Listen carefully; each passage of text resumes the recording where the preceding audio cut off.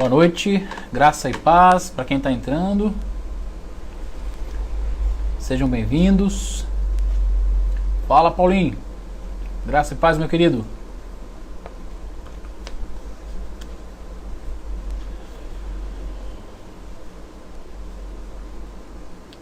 Giovanni, fala, meu querido.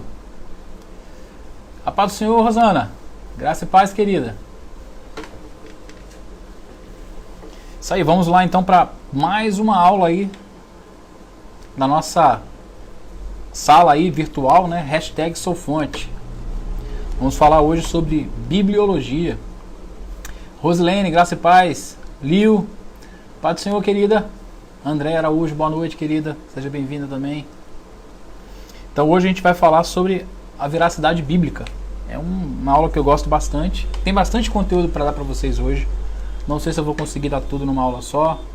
Eu já até falei com o pastor Cláudio que provavelmente eu tenho que dividir essa aula em duas partes. Vamos ver como é que vai ser no decorrer da aula aí, né? Agostinho, seja bem-vindo, Agostinho. Nelinha, boa noite, Nelinha. Graça e paz para todos. Enquanto você vai entrando aí, aproveita esse momento para se confraternizar aí com os seus colegas virtuais. E também para compartilhar esse link, né, dessa live, criar aí uma sala de vídeo e convidar outras pessoas para assistir essa aula. Ok? E daqui a alguns minutinhos a gente vai iniciar a nossa aula. Eu espero que vocês estejam gostando aí da nossa sala virtual #SouFonte. Para quem ainda não assistiu nenhuma aula, toda segunda e terça-feira à noite nós temos feito algumas aulas aqui sobre teologia, né? Sobre o pensamento teológico da fonte de vida. Então eu tenho ministrado toda segunda-feira e o pastor Cláudio tem ministrado às terças. E a gente tem tido aqui a oportunidade de compartilhar o pensamento da nossa igreja acerca de temas teológicos. Então uma grande oportunidade para você conhecer o que a igreja pensa, né, acerca de salvação, sobre Cristo, sobre batismo, enfim. Os temas são bem variados. Graça e paz, Sueli, Edna, Deus te abençoe, Edna. Boa noite, Rafa, sejam bem-vindos aí todo mundo. E é isso, 8h03, daqui a alguns minutinhos a gente vai dar início então a mais uma aula. E eu te aconselho a pegar uma caneta, pegar um papel, porque é uma aula, né? Então nós vamos ler muitos textos, inclusive talvez alguns estranhem, né, um pouco esse formato aqui, porque não é uma pregação propriamente dita, né? A pregação tem uma característica diferente, é uma aula. Então numa aula o que a gente faz? A gente lê bastante, a gente vai ler muitos textos da Bíblia para poder embasar, isso é importante. E é interessante, eu pelo menos quando eu estou assistindo uma aula eu gosto sempre de ter um papel, uma caneta na mão, para a gente ir anotando. Graça e paz, pastor Nilson. Luciano Oliveira, boa noite. Seja bem-vinda, querida. É isso, 8h04, então, mais um minutinho, a gente já vai dar início à nossa aula aí de bibliologia.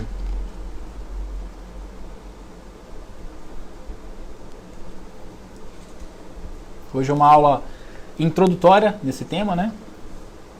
Vamos falar sobre algumas características gerais da Bíblia e algumas características espirituais também que tornam a Bíblia um livro único, um livro diferenciado. Se tudo der certo, eu conseguir dar o conteúdo dessa aula que está aqui, ó. Tudo aqui, ó. Se eu conseguir dar tudo hoje, na semana que vem a gente vai falar sobre como estudar a Bíblia. Existem algumas técnicas, né, que podem te auxiliar no estudo da Palavra de Deus. Na próxima aula, se tudo der certo, a gente fala sobre isso. Senão a gente vai terminar o conteúdo dessa aula. Vamos ver o que Deus tem preparado para nós. Adina Rayane, minha cunhada querida. Então vamos lá, 8h05, vamos orar, agradecendo a Deus por esse momento e vamos dar início então à nossa aula, amém? Senhor Deus, amado Pai, mais uma vez eu te agradeço por mais essa oportunidade de poder estudar mais sobre a Tua Palavra, aprender mais de Ti. Eu te agradeço pela vida de cada um dos irmãos que estão assistindo, Senhor Deus, através dos seus celulares, dos seus computadores, enfim, que estão acompanhando essa live, Pai. Que não seja apenas uma aula onde a gente aprenda apenas para encher o nosso intelecto, mas que ela possa servir também para o nosso crescimento espiritual. E para isso nós clamamos pela atuação, né, pela ação do Teu Espírito Santo, que Ele venha nos conduzir, que Ele venha nos ensinar, que Ele venha nos dar discernimento e entendimento de tudo aquilo que for falado aqui. Em nome de Jesus, amém. Mary Ellen, a paz, seja bem-vinda. Vamos lá então. Então hoje o tema da nossa aula é bibliologia, a veracidade bíblica, né? Na teologia sistemática, aliás, antes de falar sobre isso, vamos ler aqui 2 Timóteo 3,16, rapidamente. Eu já ia começar sem ler, vamos lá. Texto base da nossa aula. Nós vamos ler muitos textos hoje, mas esse é o texto base. Eu quero que você grave, porque muita coisa do que a gente vai falar aqui tem a ver com esse texto, tá? Então 2 Timóteo 3,16 é um texto muito conhecido, né? E diz assim a palavra de Deus: toda a Escritura é inspirada por Deus e útil para o ensino, para a repreensão, para a correção e para a instrução em justiça. Estou repetindo, toda a Escritura é inspirada por Deus e útil para o ensino, para a repreensão, para a correção e para a instrução em justiça. Amém? Lembre-se sempre que quando se fala de Escritura, está se referindo à palavra de Deus. É a mesma coisa que palavra de Deus, Bíblia, né? Escritura. Na teologia sistemática, a área que estuda a palavra de Deus é chamada de bibliologia, que foi o tema, inclusive, da nossa aula, né?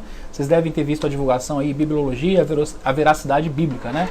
O que é teologia sistemática? É o estudo sistematizado, organizado da teologia. Quando você entra num seminário para estudar teologia, muito provavelmente você vai estudar teologia sistemática. Existem outros tipos de teologia, tem a teologia bíblica também, por exemplo, né? Mas a teologia sistemática é mais comum na maior parte dos seminários de teologia. Então quando você entra lá, você tem várias disciplinas, várias matérias. Igual quando você entra na escola, você tem matemática, português, ciências, biologia, né? É a mesma coisa. Quando você entra num seminário de teologia, você tem várias matérias que compõem a grade da teologia sistemática. E entre elas, você vai ter a bibliologia. A bibliologia, a palavra bibliologia, ela tem origem no grego, né? Ela vai juntar duas expressões do grego. Biblion, que quer dizer livro, e logia, que quer dizer estudo, né? Então, bibliologia é a disciplina que tem o intuito, né, de estudar os pormenores, os detalhes da palavra de Deus, né? Para que a gente consiga conhecer de forma mais aprofundada, de forma mais detalhada a palavra de Deus. Seja bem-vindo, Lara, seja bem-vindo, Sônia, graça e paz, né? E sem sombra de dúvida, a Bíblia é um livro diferenciado dos demais. Existem muitos livros, eu tenho aqui, pena que não dá para me mostrar, mas no meu estúdio aqui eu tenho muitos livros, eu sou meio viciado em livros, eu tenho bastante, eu tenho um armário cheio de livros aqui, eu tenho uma prateleira aqui, tem mais ali, tem mais aqui embaixo, eu gosto muito de ler, né? E existem muitos livros que são escritos diariamente, pelo mundo inteiro, que são lançados diariamente pelo mundo inteiro, né? Mas a Bíblia é um livro diferenciado. E por que ela é um livro diferenciado? Só para ter uma ideia como a Bíblia é diferenciada. A Bíblia conta com mais de 3,9 bilhões de exemplares vendidos. Tá? É o livro mais lido no mundo. Então, nenhum livro, sem ser a Bíblia, é tão lido quanto a Bíblia, né? A Bíblia é o livro mais lido do mundo. É o livro mais vendido de todos os livros, de todas as bibliotecas. O livro que mais vende no mundo inteiro é a Bíblia, né? Foi traduzida para quase 3.000 idiomas diferentes. Olha só, hein? Foi traduzida para quase 3.000. É muito idioma, né? E ela ocupa o primeiro lugar no ranking de livros mais vendidos e lidos do mundo há mais de 50 anos. Talvez você nem sabia que existia, mas existe um ranking que mede ali quais os livros, né, são mais vendidos e mais lidos, né, a cada ano. E há 50 anos a Bíblia está em primeiro lugar dos livros mais vendidos e dos livros mais lidos. Ninguém ganha da Bíblia há 50 anos seguido, né? Só isso já seria aqui o suficiente para atestar o poder da Bíblia, para atestar a diferencialidade que a Bíblia tem. Porém, ela tem uma característica que os outros livros também não vão ter, uma característica que só ela vai ter, que é a capacidade de transformar a vida daqueles que se dispõem a ter um contato diário com ela. Eu não conheço sequer uma pessoa que de forma sincera, que de forma verdadeira buscou ter um contato com a palavra de Deus a cada dia e que não teve a sua vida, de forma geral, em todos os aspectos, transformados pela palavra de Deus. Então a palavra de Deus, ela possibilita isso. Então ela não tem só essas características, esses números que eu citei, Mas o maior poder que atesta aqui a diferencialidade dela e o poder dela é a característica de mudar a vida daqueles que se dispõem a estudá-la, a ter um contato com ela. Então, por essa razão, é o livro mais importante, é o livro fundamental para o cristianismo. Ou seja, todo cristão ele tem que conhecer bem a Bíblia. Ele tem que ser o livro de cabeceira. A Bíblia do crente, ela tem que ser aquela Bíblia surrada, toda anotada, toda marcada, aquela Bíblia que as páginas estão até meio rasgadas. Eu de vez em quando compro uma Bíblia de tradução diferente, por isso que eu uso bastante, né? E eu tenho várias, eu tenho Bíblias de estudo, eu tenho Bíblias simples, Bíblias de várias linguagens. Depois a gente vai comentar um pouco por isso. Mas a Bíblia do crente, ela tem que ter essa característica. Por quê? Porque ela é fundamental na vida do crente. Assim como nós, como seres humanos, não ficamos, por exemplo, sem comer, sem almoçar, sem se alimentar a cada dia, a vida espiritual, o alimento espiritual do crente é a palavra de Deus. Sendo assim, ele tem que ter contato com ela. Então é o livro mais importante e fundamental para aquele que é cristão. Né? Por isso, então, é de suma importância a gente conhecer, né, ela de maneira mais aprofundada. Né? E é o que nós vamos fazer a partir dessa aula. Né? Primeiro vamos falar sobre a composição da Bíblia. A paz do Senhor, Giza, seja bem-vinda, querida. A Bíblia, a palavra Bíblia, né, ela é da onde se origina a expressão biblioteca. Você sabe com certeza o que é uma biblioteca. Uma biblioteca é o quê? É um lugar, é uma coleção de livros. É o que eu tenho aqui, eu falei aqui no meu estúdio, que eu tenho no meu escritório aqui, uma biblioteca, uma pequena biblioteca. Né? Então uma biblioteca é o quê? Uma coleção de livros. Então a palavra biblioteca é derivada, ela vem da palavra Bíblia, né? Ou seja, é uma coleção de livros. Nesse sentido, então, a Bíblia, ela é uma biblioteca. Ela é também uma coleção de vários livros. Né? Ela conta com um total de 66 livros, não sei se você sabia disso, mas ela tem um total de 66 livros, que são divididos em dois grupos de livros, chamados Antigo Testamento e Novo Testamento. Então esses 66 livros vão ser divididos em dois grupos, Antigo e Novo Testamento. O Antigo Testamento protestante, que é o Antigo Testamento que nós usamos, ele foi escrito entre o ano 1500 e o ano 450 a.C., e foram utilizadas duas línguas para escrever o Antigo Testamento. O hebraico, a maior parte dele, e aramaico, alguns trechos. Alguns trechos foram escritos em aramaico, que é uma língua bem mais antiga. E o Antigo Testamento ele vai contar com 39 livros, né, na sua totalidade. Boa noite, Flávio. Seja bem-vindo, querido. Ele vai contar com 39 livros. E o que você vai encontrar no Antigo Testamento? Ele vai narrar a história do mundo desde a criação, que a gente vai encontrar isso em Gênesis, né, no livro de Gênesis, o livro das origens, né, até os acontecimentos ocorridos após a volta dos judeus do exílio babilônico. Que você vai encontrar essa finalização do Antigo Testamento no livro de Malaquias. Então, o Antigo Testamento ele vai de Gênesis até Malaquias. 39 livros. Boa noite, Nicolas. Seja bem-vindo, meu querido. A paz. Já o Novo Testamento, ele foi escrito em grego koiné. O que é o grego koiné? O grego koiné é um tipo de grego que era falado, né, no período em que o Novo Testamento foi escrito. A paz do Senhor, Olga. Seja bem-vinda, querida. Então, o Novo Testamento foi escrito nessa língua, diferente do Antigo Testamento, que foi escrito em hebraico e alguns trechos em aramaico. O Novo Testamento foi utilizado ali o grego. E o Novo Testamento conta com 27 livros. Né? Ele foi escrito entre 45 e 90 depois de Cristo, ou seja, depois de Cristo ali, mais ou menos ali 45 anos depois e 90, né, foi escrito o Novo Testamento. E o Novo Testamento ele vai narrar a vida e a obra de Jesus nos evangelhos sinóticos. Os evangelhos sinóticos são os evangelhos de Mateus, Marcos e Lucas, e também no evangelho de João. O que é um evangelho sinótico? O evangelho sinótico, a palavra sinótico quer dizer que tem a mesma ótica. É da onde vem, inclusive, a expressão ótica, né, que faz óculos, né? Então, o evangelho sinótico são os evangelhos que contêm a mesma ótica. Isso é facilmente observado nos evangelhos de Mateus, Marcos e Lucas. Eles narram acontecimentos semelhantes. Inclusive, na sua Bíblia, você já deve ter percebido que, às vezes, determinadas histórias, determinadas passagens, em cima ainda vem um comentário. Por exemplo, quando você abre determinados milagres que Jesus fez, em Mateus, aí às vezes vai vir assim, Marcos, do capítulo tal, do versículo tal até o versículo tal. E Lucas, do capítulo tal, do versículo tal ao do versículo tal. O que isso quer dizer? Que essa narrativa, essa história que está sendo contada ali em Mateus, você vai encontrar ela também contada nos evangelhos de Marcos e de Lucas. Não são todas, mas muitas delas estão em comuns aos 3 evangelhos sinóticos, por isso é o nome sinótico, né? Tem a mesma ótica.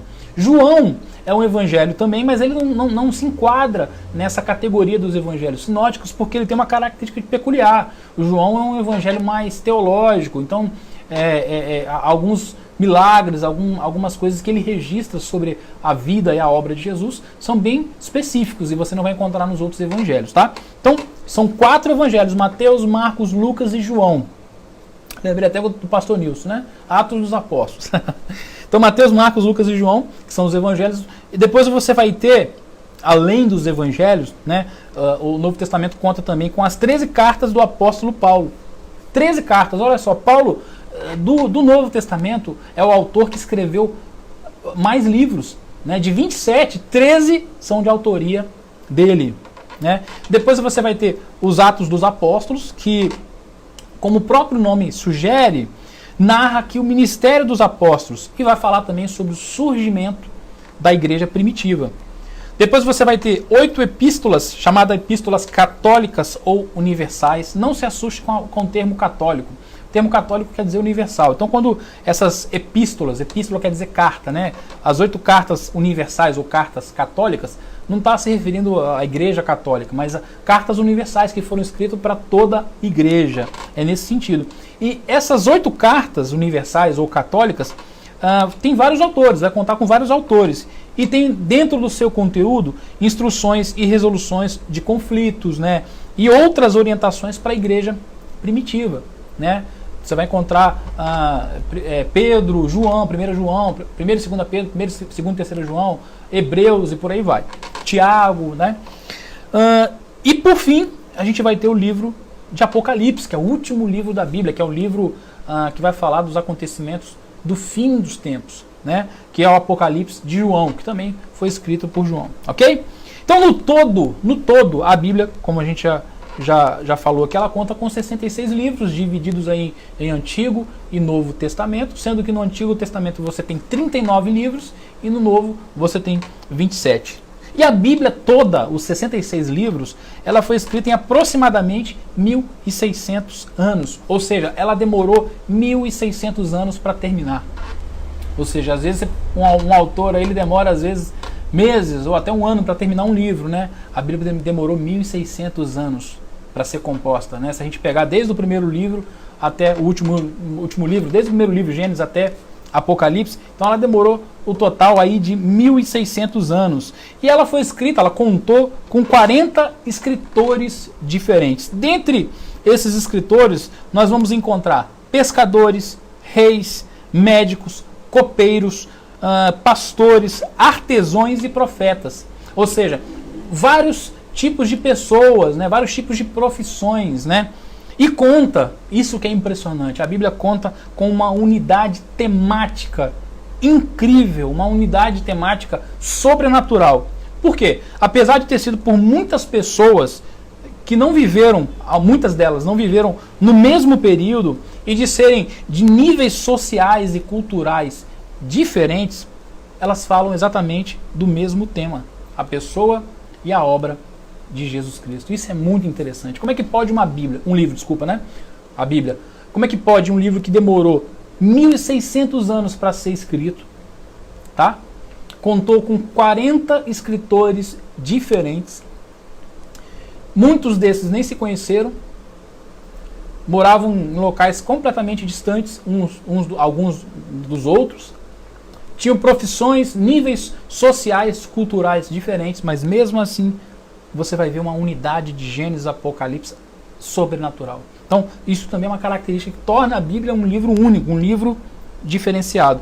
Essa unidade é uma das comprovações claras, né, de que, apesar de ter sido por pessoas diferentes, conta com o mesmo autor, o Espírito Santo de Deus. Ou seja, foram 40 pessoas que escreveram, mas essas pessoas tiveram inspiração do Espírito Santo de Deus. A gente vai falar um pouquinho mais sobre isso. Isso fica muito claro quando você lê e quando você se atenta para esses detalhes, né? Um livro que demorou 1.600 anos, conta com 40 autores que não se conheceram, níveis sociais e culturais diferentes, mas falam da mesma coisa, falam do mesmo assunto. E os livros da Bíblia protestante, né? Quando eu falo livro da Bíblia protestante, eu me refiro à Bíblia que nós usamos. Deixa eu pegar a minha que está aqui, ó. Por exemplo, ó, essa aqui, que é diferente, por exemplo, da Bíblia católica. E a gente tem a Bíblia ortodoxa também, né? Eu tenho uma Bíblia católica aqui em cima, que é aquela Bíblia grandona, que vai ter uma quantidade de livros a mais. O mesmo acontece na Bíblia ortodoxa, né? Então, os livros que compõem a Bíblia protestante, que é essa, de Gênesis e Apocalipse, que são os 39 do Antigo Testamento, mais os 27 do Novo, total de 66 livros, esses livros são chamados de livros canônicos. Você já deve ter escutado essa expressão em uma pregação, um pastor usando, um professor, alguém dando uma aula e falando, os livros canônicos. Quando você ouvir essa expressão, a expressão canônico quer dizer que algo foi inspirado por Deus, né? Então um livro canônico é um livro que foi inspirado por Deus. Enquanto os excedentes que nós vamos encontrar nas outras Bíblias, católica e ortodoxa, por exemplo, são chamados de deuterocanônicos. Pelos católicos, deuterocanônico quer dizer após os canônicos, ou seja, eles foram inseridos depois, né?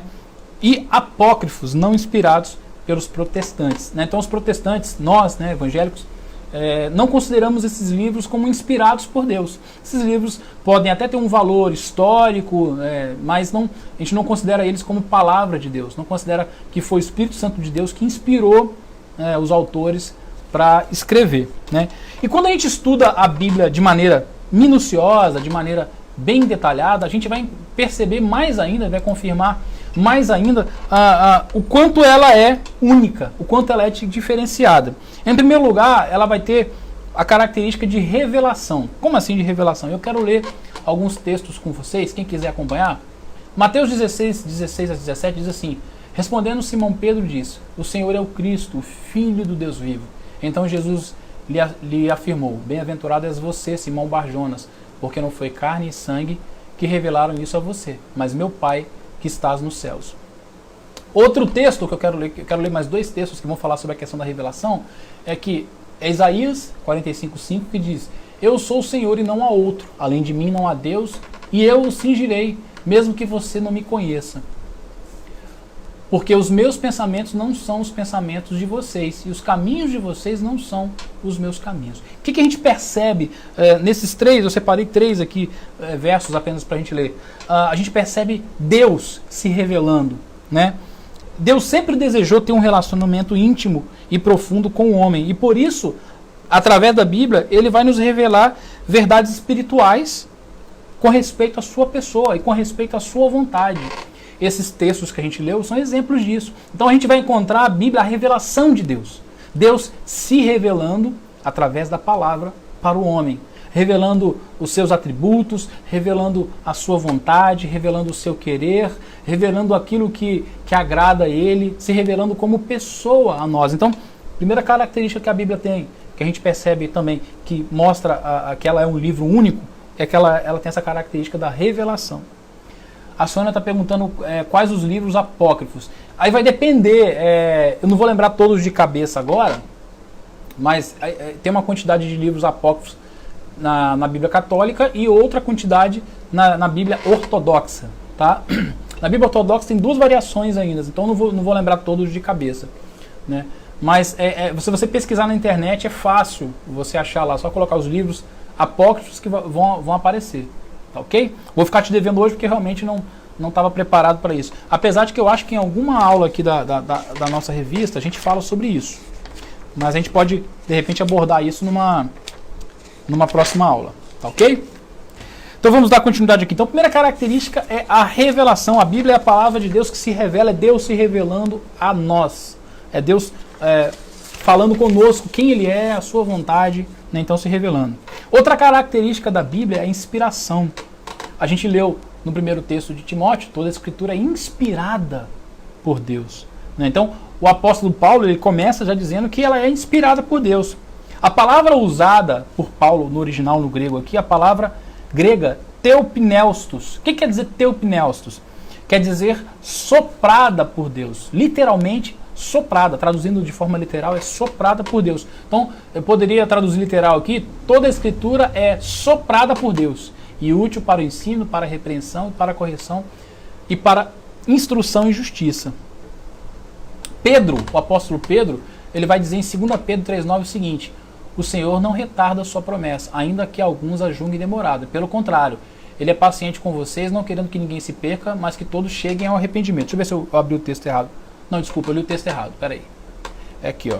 1 Pedro 1, 20 e 21. Então, 1 Pedro 1, 20 e 21 diz assim, ó. Primeiramente, porém, saibam que nenhuma profecia da Escritura provém de interpretação pessoal, porque nunca jamais qualquer profecia foi dada por vontade humana. Entretanto, homens falaram da parte de Deus movido pelo Espírito Santo. Então, Paulo fala que a Escritura, a palavra de Deus, ela é inspirada, soprada por Deus. E Pedro vai falar que esses homens falaram movidos pelo Espírito Santo. Isso significa então o quê? Que Deus literalmente soprou, né, o seu Espírito sobre esses homens, sobre esses servos escolhidos, para que eles escrevessem as verdades de Deus. Ou seja, eles de forma divina foram influenciados pelo Espírito Santo de Deus para escrever, né, de tal modo que aquilo que eles escreveram se torna a palavra, se tornou a palavra de Deus. Não é a palavra de Paulo, não é a palavra de Jeremias, de Isaías, de Moisés. Não, é a palavra de Deus, porque esses homens falaram inspirados pelo Espírito Santo de Deus. Então, segunda característica aqui é a inspiração. A terceira característica é a iluminação, é algo que é muito importante para nós. Salmos 119:5 diz o seguinte: lâmpada para os meus pés é a tua palavra e luz para os meus caminhos. É um texto muito conhecido.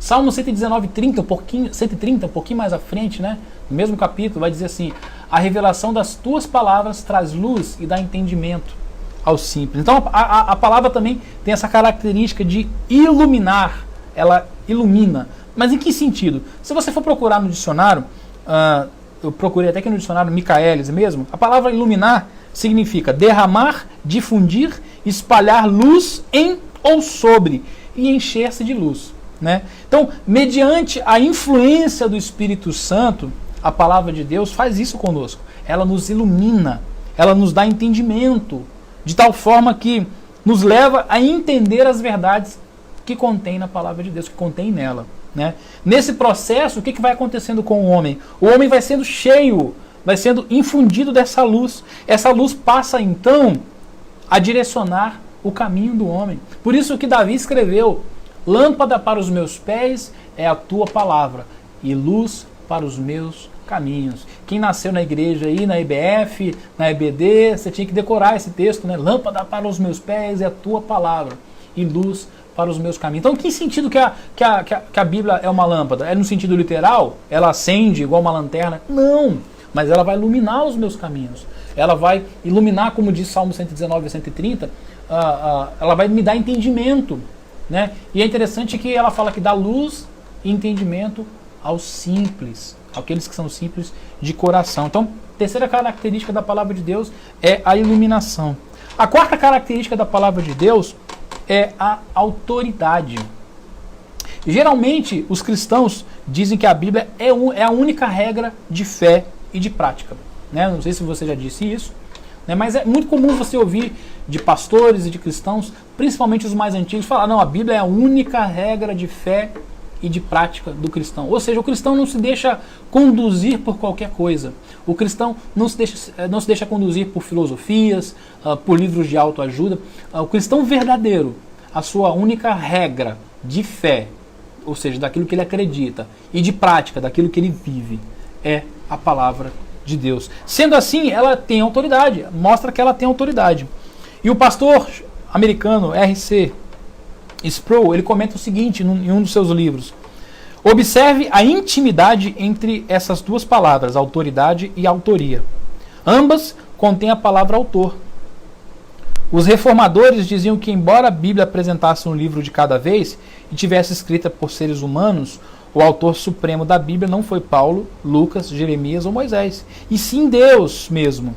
Deus exerceu sua autoridade por meio dos escritos de autores humanos que serviram como porta-vozes dele para o mundo. Então, todos esses homens que escreveram a Bíblia, nós já falamos isso, escreveram da parte de Deus, influenciados, inspirados, como a gente já falou, pelo próprio Deus. Isso mostra que a palavra de Deus ela tem autoridade. O que ela fala tem que ter autoridade para nossas vidas. Se está na Bíblia, eu tenho que crer. Se está na Bíblia, eu tenho que fazer. Não interessa se eu concordo ou não. Ela tem autoridade sobre a minha vida. Isso se eu sou cristão. Agora, se eu começo a escolher no que acreditar, no que seguir, isso eu acredito, isso eu sigo, isso eu concordo, isso eu não concordo, eu não sou cristão. Né? O cristão, o conceito de cristão é aquele que segue a palavra de Deus. Porque a palavra de Deus, a Bíblia, né? Ela é a nossa única regra de fé e de prática. Então ela tem autoridade sobre nossas vidas. E essa autoridade também é confirmada por Paulo em 1 Timóteo 3,16, que nós lemos, né? Quando ele diz que toda a Escritura é inspirada por Deus. Se ela é inspirada por Deus, e é toda ela, né? Paulo fala toda, então ela tem autoridade, né? Boa noite, Vó Célia. Boa noite, paz do Senhor. Então ela é autoridade, então isso tem que ficar muito claro para nós. E Pedro, lá em 2 Pedro 3, 15 e 16, vai confirmar a autoridade, olha só, vai confirmar a autoridade dos escritos de Paulo.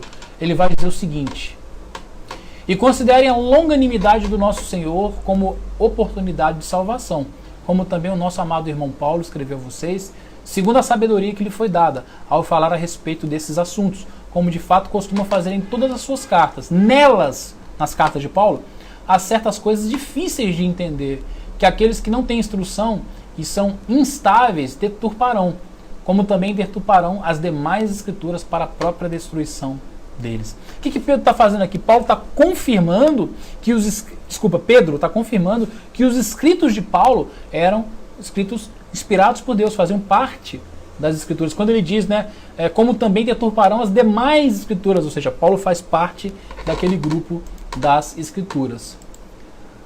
A Sônia escreveu: eu acho linda a história de Paulo, que era um perseguidor ferrenho dos cristãos. Em Damasco, Paulo, após Jesus perguntar a Saulo por que me persegue, Paulo, isso aí, a história de Paulo é tremenda. E é uma história que se identifica, né, conosco. Né?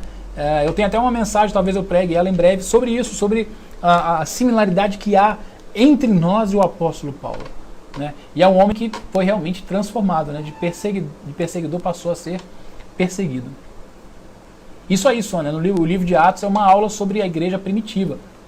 Ele vai ter os Atos dos Apóstolos, como o livro diz, né? E vai contar a história, o surgimento da igreja. Né? Então, nós vimos aqui sobre as características que tornam a Bíblia única: revelação, inspiração, iluminação, autoridade e o quinto aqui, inerrância e infalibilidade. Uma palavrinha diferente, né? Infalibilidade. Infalibilidade. Infalibilidade é a mesma coisa que inerrância, né? Então, é outra característica que torna a Bíblia única: a inerrância e a infalibilidade. Como o próprio nome sugere, essas duas palavras, inerrância e infalibilidade, quer dizer que a Bíblia não erra e quer dizer que a Bíblia não falha. Né? Então, a Bíblia não erra, a Bíblia não falha. Se você ouvir alguém falar que a Bíblia contém erros, isso é mentira, a Bíblia não erra.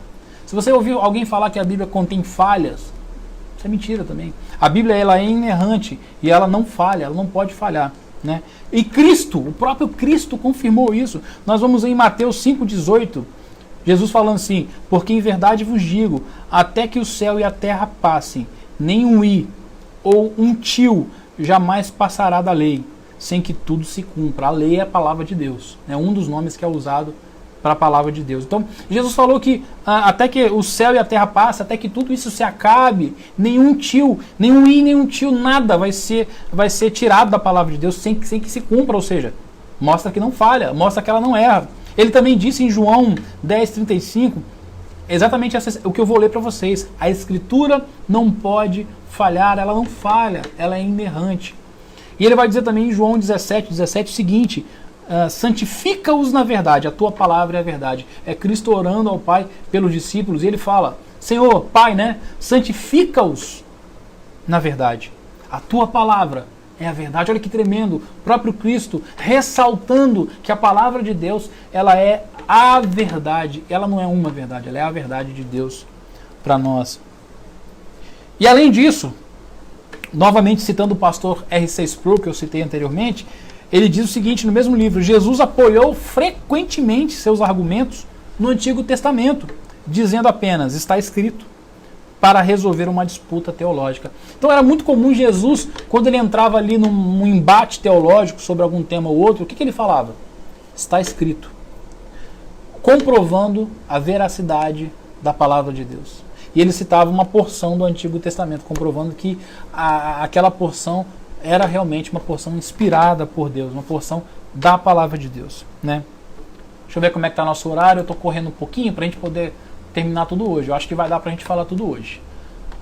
A Rosana colocou: a Bíblia é alcance para a salvação, estando aberta e sendo luz, estudando e praticando. É isso aí mesmo. Então, continuando.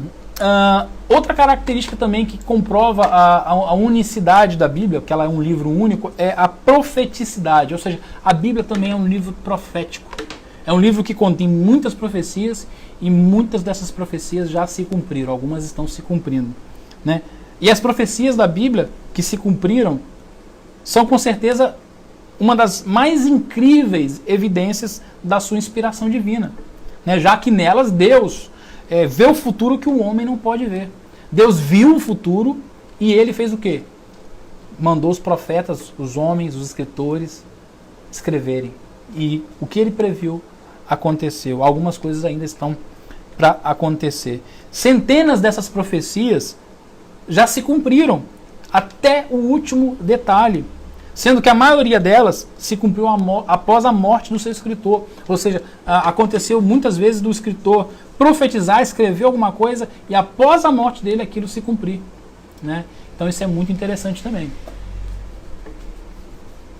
Exatamente, escatologia é a doutrina dos últimos acontecimentos, né, do tempo do fim, né? E o Daniel vai ter muitas porções escatológicas em seu livro, né?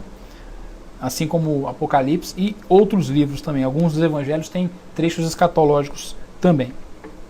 Continuando aqui então a Bíblia tem essa característica de profecia, ela é um livro profético também. E eu quero listar para vocês alguns exemplos aqui, eu separei alguns exemplos aqui para a gente ver como que a Bíblia realmente é um livro profético. 760 anos antes de Cristo, o profeta Isaías profetizou que de uma virgem nasceria o nosso Salvador Jesus Cristo.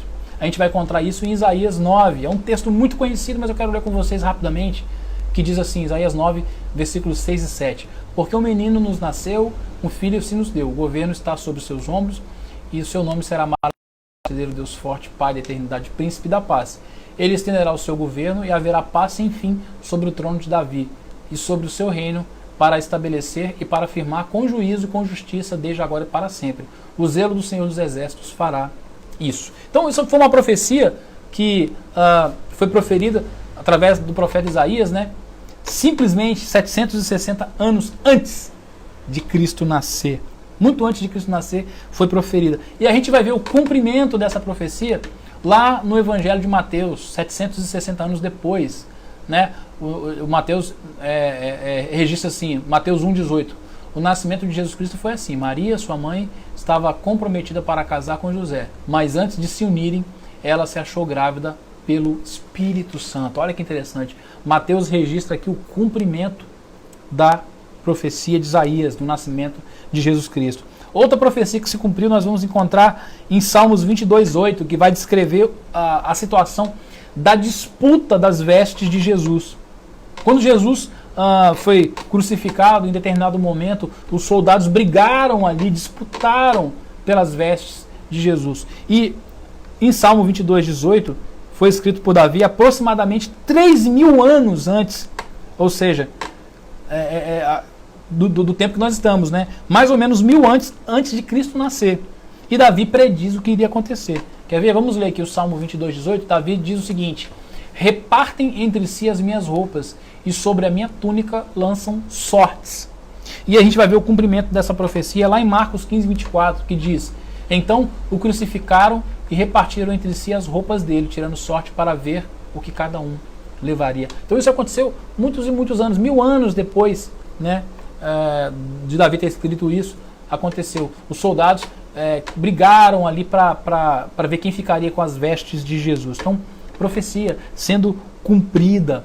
A gente vai ver também Jesus como Salvador e Príncipe sendo profetizado por Daniel. Eu não vou ler o texto, mas em Daniel 9, de 24 a 27, diz que Jesus viria como Salvador e Príncipe prometido para Israel.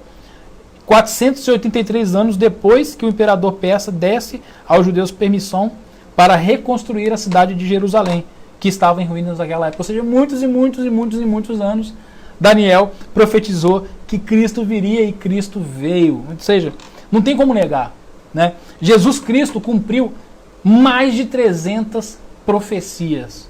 Com a sua vinda em carne, ele cumpriu mais de 300 profecias que estão na Bíblia. O pastor Nilson colocou, a Bíblia é linda. A Bíblia é linda. Quando você... eu fico apaixonado, eu gosto demais de dar essa aula, porque quando eu fico assim, nossa, que legal isso. Isso mexe com a nossa fé. Isso solidifica a nossa fé. Né? Mostra que a gente realmente não está acreditando numa fábula. A gente não está acreditando, como as pessoas dizem, num conto de fábulas, né? Num mito. Não, tem comprovações históricas e até científicas de que a palavra de Deus é verdadeira. Né? E segundo o livro A Bíblia Tem a Resposta, né, do autor Henry Morris e Mark Clark, ele vai falar sobre essa característica profética da Bíblia também. Ele vai falar o seguinte: não existe livro antigo ou moderno como a Bíblia. As profecias vagas e geralmente errôneas, feitas por pessoas como Jeane Dixon, Nostradamus, Edgar Cayce e outros como eles, não podem nem de longe ser colocadas na mesma categoria das profecias bíblicas. Nem outros livros religiosos como o Alcorão, ou os escritos de Confúcio, a literatura e literatura religiosa similar. Somente a Bíblia manifesta essa evidência profética e ela a faz em uma escala tão gigantesca que torna absurda qualquer outra explicação que não a sua inspiração divina. Ou seja, a qualidade, a quantidade de profecias que a Bíblia contém, que se cumpriram, quando comparadas com as profecias, é absurdo, porque esses outros profetas, entre aspas, né, que profetizaram um monte de coisa, falharam em um monte de coisa. Fizeram profecias, previsões que não se cumpriram. Mas a Bíblia não. Todas que ela fez se cumpriram até agora e algumas estão para se cumprir. Então, na área científica, também é muito comum os homens se gabarem de seus descobrimentos. Né? A ciência é algo que mexe com o orgulho dos homens. Geralmente, uma grande parte, não é todos, dos cientistas, por conta disso, são ateus. Não acreditam em Deus porque acreditam na ciência. O Deus deles passa a ser a ciência. Não são todos, graças a Deus, nós temos uma grande quantidade de cientistas que são cristãos. Mas a Bíblia também já profetizou muitas descobertas antes delas serem feitas pela ciência. Eu não vou ler todos os textos, porque eu vou citar só algumas. Quem quiser, depois eu dou o PDFzinho, é só me pedir no particular que eu mando o PDFzinho dessa aula para você ler com calma, porque são realmente muitas informações. Mas a gente vai ver, por exemplo, em Isaías 40, 22, falando sobre a redondeza da Terra. Falando que a Terra era redonda. Muito antes de ser comprovado isso, da ciência comprovar. A gente vai ver em Jó 28, 5, dizendo que no centro da Terra há fogo. Isso foi comprovado pela ciência posteriormente. A gente vai ver em Jó 26, 7, falando que a Terra está suspensa no espaço e confirma também o campo gravitacional. Ambos elementos que foram confirmados pela ciência também depois. A gente vai ver a quase infinita extensão do universo registrado, comprovado em Isaías 55, 9. A gente vai ver em Eclesiastes 1, 7 o ciclo hidrológico, né? A gente vai ver em Jeremias 33, 22 um vasto número de estrelas. Né? Antes da ciência falar que o número de estrelas é tão grande, quase incontável, a Bíblia já falava isso. A gente vai ver em Levíticos 17, 11 falando da suma importância do sangue para a vida. Hoje todo mundo sabe que o sangue é vida, e a Bíblia já falava isso antes da ciência comprovar. E a gente vai ver também em Eclesiastes 1,6 a circulação atmosférica. Então, só para citar alguns elementos que a Bíblia fala muito antes da ciência comprovar. A Lara colocou: Pastor Ricardo, os livros Mateus, Marcos e Lucas foram escritos por eles, por isso tem esse nome? Outra pergunta: quem juntou todos os livros em um só? Por que juntaram? Sim, os livros de Mateus, Marcos, Lucas e João têm a sua autoria atribuída, né, a cada uma dessas pessoas, né, que levam o nome. Né, e se juntou exatamente com o advento da prensa, né, de Gutenberg, se eu não me engano, 1450 alguma coisa, quando foi lançado. Para quem não sabe, o primeiro livro que foi lançado, que foi impresso, foi a Bíblia. Né? Então permitiu fazer isso. Até ali a Bíblia ela era colocada em rolos, ela era escrita em rolos, pergaminhos, né, em rolos.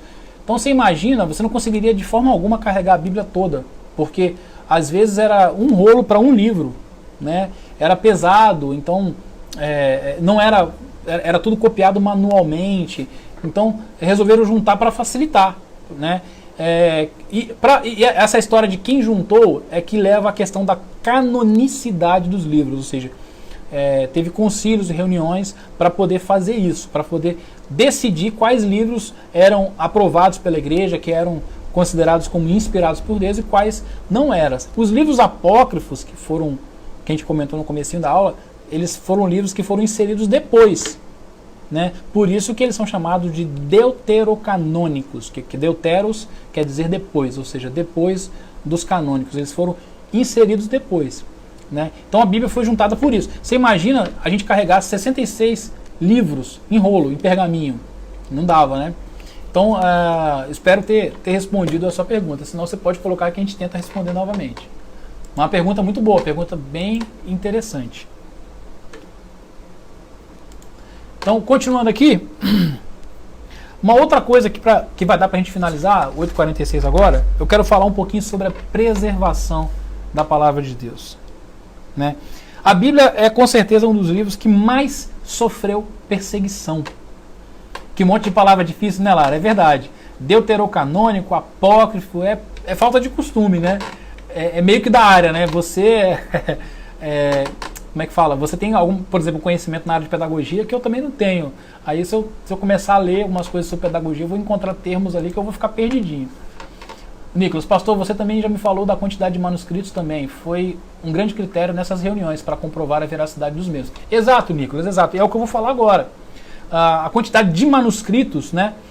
O que é um manuscrito? O nome já diz, manuscrito vem de mão. A Bíblia, naquela época, ela era escrita em rolo, pergaminho e tal, e ela era copiada um por um. Você imagina pegar e copiar um livro manualmente, né? Então os copistas não eram qualquer pessoa, eles tinham que ter um treinamento específico, eles viviam só para aquilo ali, né? Era uma coisa muito séria o que eles faziam, eles levavam muito a sério, era muito detalhado.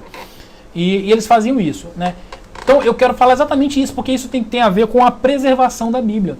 Você já deve ter ouvido falar assim, mas como é que dá para confiar na Bíblia? Se a Bíblia é verdadeira, isso não é. Tantos anos, um livro velho desse, como é que sabe que não teve nenhuma alteração? Então vamos lá, que vocês vão entender o raciocínio que a gente usa para falar dessa questão da preservação. Então, a Bíblia é com certeza um dos livros que mais sofreu, né, perseguição e oposição de todos os tempos. Em todos os tempos, livro nenhum sofreu tanta perseguição, tanta crítica quanto a Bíblia. E apesar disso, ela se conserva, né, intacta. Ela é também um livro com o maior número de manuscritos originais, que é exatamente o que o Nicolas lembrou aqui. Ou seja, livro nenhum, eu não estou falando assim que ela é um dos, não.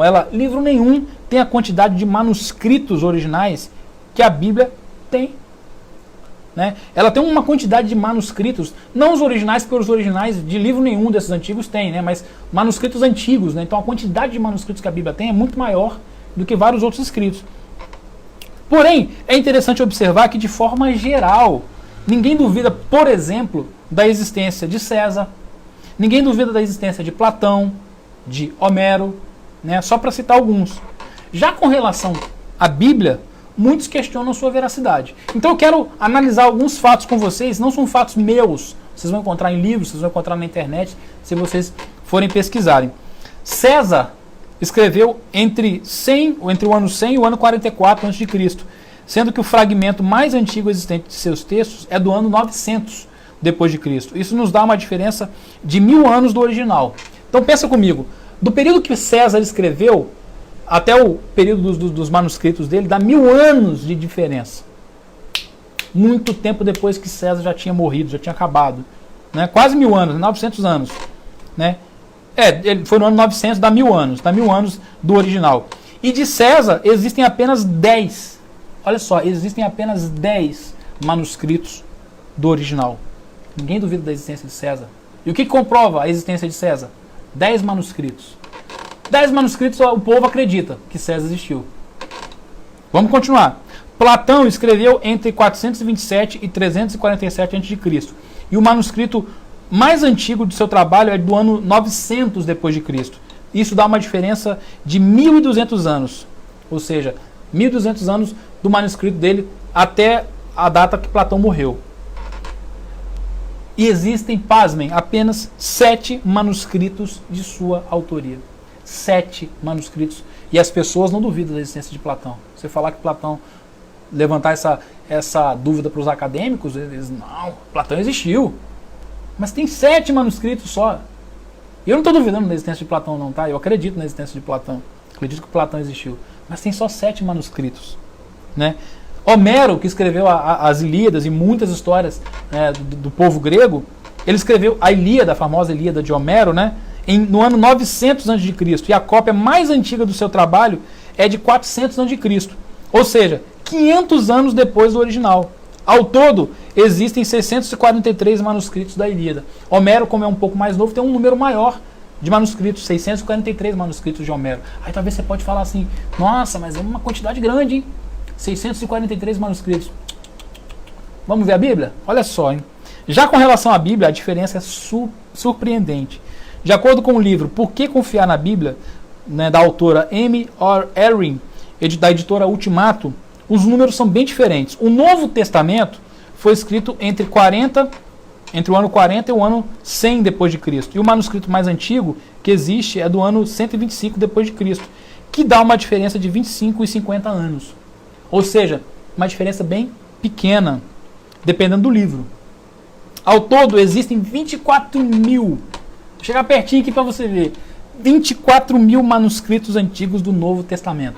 Se você achou que a Ilíada de Homero tinha um número grande de manuscritos, 643, o Novo Testamento conta com 24 mil, uma média de 24 mil manuscritos antigos. Né? Então, como a gente pode observar, a distância do original é surpreendente menor. E a quantidade de manuscritos é absurdamente maior. Mas não para por aí não.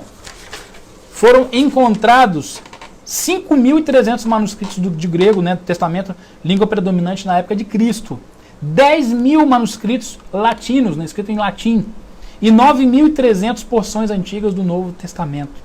Então é uma quantidade muito maior de manuscritos. Isso prova a preservação. Quando você compara essa grande quantidade, né, que os estudiosos, os acadêmicos fazem isso, quando eles comparam um manuscrito com o outro, percebe que não há praticamente nenhuma alteração do texto.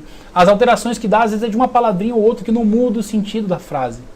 Porque como era copiado à mão, os escribas, eles escreviam tudo à mão, às vezes eles mudavam uma palavrinha ou outra, mas que não mudavam o sentido do texto. Então, a unicidade e a preservação da Bíblia é tremenda. É algo sobrenatural, é algo que só Deus para explicar uma coisa dessa. Então, outros livros e autores vão confirmar a mesma coisa. A gente já está terminando, né? Tem um livro que eu, inclusive, indico para vocês comprarem, que é muito bom, que é O Cristianismo através dos Séculos. É de um autor americano, o nome dele é bem difícil, tá? Aqui em inglês. É Early Cairns, da editora Vida Nova. Né? É um livro que foi lançado em 2008, página 101. Ele diz o seguinte sobre a quantidade de manuscritos da Bíblia. Existem cerca de 5.500 manuscritos antigos que confirmam a credibilidade da Bíblia. O mais antigo e extenso é um rolo de Isaías encontrado em Qumran. Mais de 3.100 manuscritos contêm quase todo o texto bíblico ou parte dele. Esse Qumran aqui que eu falei é o deserto do Mar Morto.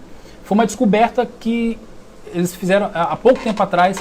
Encontraram uma grande quantidade de manuscritos novos e puderam comprovar ali mais uma vez a veracidade da Bíblia, né?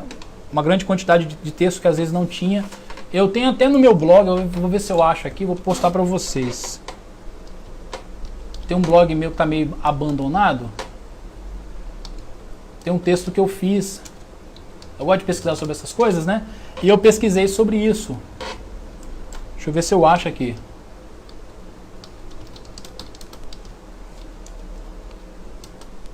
Para quem quiser depois, né, se aprofundar, vou botar o link para vocês aí. Deixa eu só ver se eu acho aqui.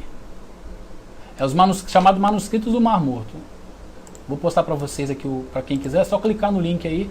Vocês vão ter umas fotos aí e ver o manuscrito como que é.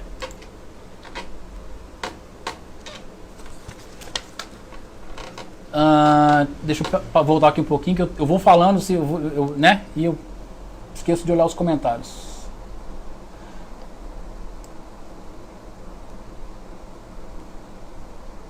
O Nicolas colocou: engraçado que Sócrates e Platão são matérias até escolares. Exato.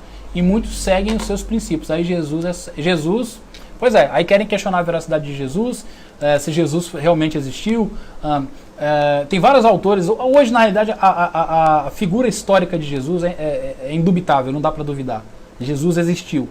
As pessoas podem até questionar se ele foi Deus, né? Eles podem até duvidar disso, mas que existiu historicamente, já o Jesus histórico não tem como negar. A Lara pergunta: pastor, outra pergunta, o que diferencia a nossa Bíblia dos testemunhos de Jeová? Me disseram que eles não acreditam que Deus é Deus. Talvez eu esteja equivocado. Então a Bíblia deles é formada apenas pelo Novo Testamento? Me desculpa pela ignorância referente ao assunto. Sara já respondeu aí, ela é formada pelo Velho Testamento. Eles acreditam que Deus era um homem, que Jesus era um homem sábio, mas não acreditam na divindade de Cristo, né? A gente falou sobre isso na aula de Cristologia, né? Quando a gente falou da parte sobre a divindade. A Andréia colocou aqui: por onde devemos começar para realizar a leitura completa da Bíblia? Andréia, sua pergunta é excelente e ela tem tudo a ver com o que a gente vai falar na aula sobre como estudar a Bíblia. Muitas pessoas perguntam: posso começar a ler a Bíblia de capa a capa? Se você está desde o começo da aula aqui, quem está no começo da aula, você deve ter percebido que, por ser um livro que contém muitos livros, é uma biblioteca, não dá para eu ler de capa a capa, porque ela não é escrita em ordem cronológica. Inclusive, até existe uma Bíblia chamada Bíblia cronológica. Ela é organizada, ela não tem essa organização da nossa Bíblia. Gênesis, Êxodo, Levítico, Número, Deuteronômio, não tem essa organização. Eles tentaram fazer uma organização cronológica, mais ou menos cronológica. Nunca li a Bíblia dessa forma, dizem que é legal. Mas o conteúdo é o mesmo, só é colocado de forma cronológica. Mas, para você ler, é porque existem várias leituras, eu não quero me adiantar. Na minha aula sobre interpretação da Bíblia, eu vou falar sobre isso. Existem várias formas de você ler a Bíblia. A gente vai falar um pouco sobre isso, aí eu vou responder a sua pergunta. Eu não vou fazer isso agora para a gente não gastar o material aqui hoje, né, e não repetir na próxima aula. Mas eu vou falar disso. Mas rapidamente, existem várias leituras. Você pode ler a Bíblia de capa a capa, tá? Para conhecer o todo da Bíblia. Você pode ler a Bíblia para fazer devocional, você pode ler a Bíblia para estudar, você pode ler a Bíblia para preparar um estudo, um sermão. São leituras diferentes. A gente vai falar um pouquinho sobre cada um disso nas aulas, tá bom? Amor, eu corrigi. Acreditava que Jesus era um homem sábio. Vamos lá, então, continuando aqui para a gente finalizar. Então, o livro Por que Acreditar na Bíblia, de John Blanchard, da editora Fiel, edição virtual autorizada. Esse livro aqui, inclusive, vocês acham ele gratuito no site da editora Fiel, em e-book, PDF, para baixar. É bem legal. O nome do livro é Por que Acreditar na Bíblia, é do John Blanchard, na editora Fiel.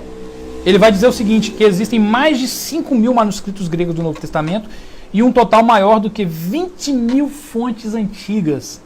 E para finalizar, segundo o livro Origem, Confiabilidade e Significado da Bíblia, de Wayne Grudem, John Collins e Thomas Schreiner, da editora Vida Nova, existem mais de 3.000 manuscritos hebraicos antigos da Bíblia, 8.000 manuscritos da Vulgata Latina, 1.500 da Septuaginta, 65.000 cópias da Siríaca Peshita, mais de 5.700 manuscritos gregos do Novo Testamento, e ao todo há entre 20 e 25.000 cópias manuscritos do Novo Testamento em vários idiomas. E até hoje foram catalogados mais de 1 milhão de citações do Novo Testamento por parte dos pais da igreja. E a média de manuscritos que os autores gregos e latinos clássicos possuem está em 20. Isso significa que o Novo Testamento possui no mínimo 20.000 vezes mais manuscritos que a média desses autores da mesma antiguidade. Então, quando alguém falar com você que a Bíblia é um livro que não dá para confiar, você fala com ele assim que já é comprovado cientificamente, historicamente, que a Bíblia ela contém uma média de 20.000 vezes mais manuscritos do que os originais do mesmo período dela. Então isso mostra que ela é um livro único, um livro que não dá para comparar com os outros. Então, como a gente pode observar, a Bíblia é um livro inigualável, por todas essas características que a gente abordou aqui durante a aula. São muitas, são muitas. né? Quando você estuda num seminário de teologia, você vai estudar matéria de bibliologia, não é uma, duas aulas, são várias aulas. Você sai de lá assim, de boca aberta, porque são muitas características que tornam a Bíblia única. E quando nós nos dispomos a estudar a Bíblia de maneira séria, de maneira verdadeira, levando em consideração também os fatos históricos, os fatos científicos, nós comprovamos a sua acurácia ou a sua veracidade. Ou seja, quer crer cada vez mais na Bíblia, quer estar preparado para defender a sua fé, assim como a própria palavra fala que a gente tem que estar preparado, estuda ela, começa a olhar ela de maneira diferente, faz um plano de leitura, né? Eu, por exemplo, tem até a ver com a pergunta da Andréia, eu estou fazendo um plano de leitura aqui, desde o começo do ano, para eu ler a Bíblia mais uma vez. Eu já li a Bíblia toda várias vezes, e eu estou fazendo isso mais uma vez. Não faço só esse tipo de leitura, eu faço vários tipos de leitura. A gente vai comentar sobre isso na aula, sobre como estudar a Bíblia. Mas eu peguei um planinho de leitura na internet, eu imprimi e fica aqui dentro da minha Bíblia. Então eu vou lendo e vou marcando, né? Tem lá, se você ler uma média de 3 a 4 capítulos por dia, você lê a Bíblia toda em um ano, né? Então, e é muito bom, porque você vai ter um panorama geral. Mas essa leitura é uma leitura mais para você conhecer a história como um todo, a história bíblica. Eu aconselho você a fazer isso todo ano, né? E fora isso, separar um tempo para ler, para estudar, para refletir, para fazer o devocional, sabe? O devocional é aquela leitura de uma porção menor, com mais calma, para refletir, para deixar Deus ministrar o seu coração. Então, tem várias leituras. Quando você começa a fazer isso, você vai ver que ela é um livro apaixonante. Tem gente que às vezes acha difícil ler, no começo realmente é difícil, mas na aula de interpretação, como ler a Bíblia, como interpretar, eu vou dar algumas dicas, inclusive até de tradução. Existem algumas traduções que são mais fáceis, são mais simples para você ler, tá? Então eu te incentivo muito. Não perde a próxima aula não, semana que vem, que a gente vai falar sobre isso. Às vezes você pegou uma tradução mais antiga, que é mais complicada, e é mais complicada mesmo, tem umas palavras difíceis, né? Então tem várias traduções aí que são mais simples, e eu vou indicar isso na próxima aula, assim como formas, técnicas para você ler e estudar, tá bom? Queridos, deu para dar a aula toda, achei que não ia dar, então não vou precisar dividir em duas partes. Na semana que vem, então, nós vamos falar sobre como estudar a Bíblia. Quero, antes de orar, agradecer a presença de cada um de vocês, espero que tenha servido para abençoar a vida de vocês, que sirva para o crescimento de vocês aí em todos os aspectos. Lembrar que amanhã tem devocional de novo, a partir das 9h30, amanhã com Everson e Raquel. À noite tem a aula com o pastor Cláudio, da nossa sala virtual aqui, #soufonte. Então tem assunto legal aí, né? Pastor Cláudio é fera, então ele vai falar aí sobre os assuntos bacanas aí também. Então não perde não, acompanha. Quarta-feira tem culto, quinta-feira e toda manhã tem live, não perde não, tá ok? Então a gente se vê. Nicolas comentou, os comentários bíblicos são fenomenais e mudam toda a nossa perspectiva de leitura também. Sim, tá entre as ferramentas que eu quero indicar, né, na próxima aula. Vamos ver se vai dar tempo de falar tudo, né? Geralmente essa aula aqui a gente davam pelo menos 5 aulas sobre bibliologia. A gente vai tentar condensar tudo em 2 aulas, tá ok? Então é isso, queridos, vamos orar agradecendo a Deus, né, que Ele nos abençoe e nos dê uma noite aí de sono tranquilo, de descanso. Senhor Deus, Pai querido, mais uma vez, Deus, mais uma vez, meu Pai, eu quero te agradecer pela vida de cada um que está nos assistindo. Eu quero te agradecer, Senhor Deus, por essa aula. Obrigado por aprender mais de Ti, aprender mais da Tua Palavra, que é a Tua revelação a nós, que revela quem o Senhor é, a Sua pessoalidade, que revela a Sua vontade, que revela o Seu amor, a Sua justiça, a Sua misericórdia, né, para cada um de nós. Obrigado, Deus, pela Tua Palavra. Obrigado porque nós vivemos num país livre, onde podemos lê-la, né, o momento que nós quisermos e pudermos. Obrigado porque nós temos hoje, graças aos avanços tecnológicos, Bíblia no celular, Bíblia no computador, Bíblia impressa. Temos Bíblias que são dadas gratuitamente por algumas sociedades, temos Bíblias caras, temos Bíblias baratas, ou seja, temos inúmeras formas para poder conhecer a Tua Palavra, para poder ter contato. Isso mostra também, Pai, que a gente não tem desculpa para ler, não tem desculpa para se interessar por ela. Coloca em nós, Senhor Deus, o desejo cada vez maior de Te buscar através da Tua Palavra, que ela realmente venha a ser para nós como um alimento espiritual, né? Que ela venha a ser para nós como algo que não pode faltar a cada dia, assim como a gente não deixa de comer o pão ou de almoçar, né? Enfim, que ela seja algo imprescindível a cada dia, Deus. Que a gente possa falar como o salmista falou: escondi a Tua Palavra no meu coração para não pecar contra Ti. e que a gente possa, através dela, aprender os teus caminhos, que ela venha ser lâmpada, né, realmente para iluminar os nossos caminhos, em todos os aspectos, em todas as áreas da nossa vida, que ela venha iluminar a nossa vida profissional, que ela venha iluminar a nossa vida familiar, o nosso casamento, que ela venha nos ensinar a ser pais e mães melhores, filhos melhores, que ela venha nos ensinar, Senhor Deus, a ser homens e mulheres de Deus, através da inspiração do Teu Espírito Santo, através do direcionamento do Teu Espírito Santo, que o Senhor venha nos conduzir a cada vez mais, né, cada vez mais se aproximar da Tua vontade, se aproximar da Tua palavra, Deus.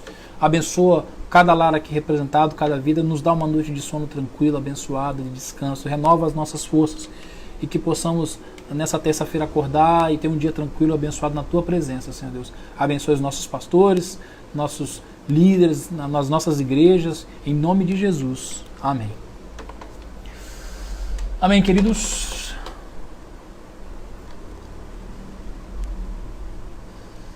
Então é isso. Graça e paz. Fui!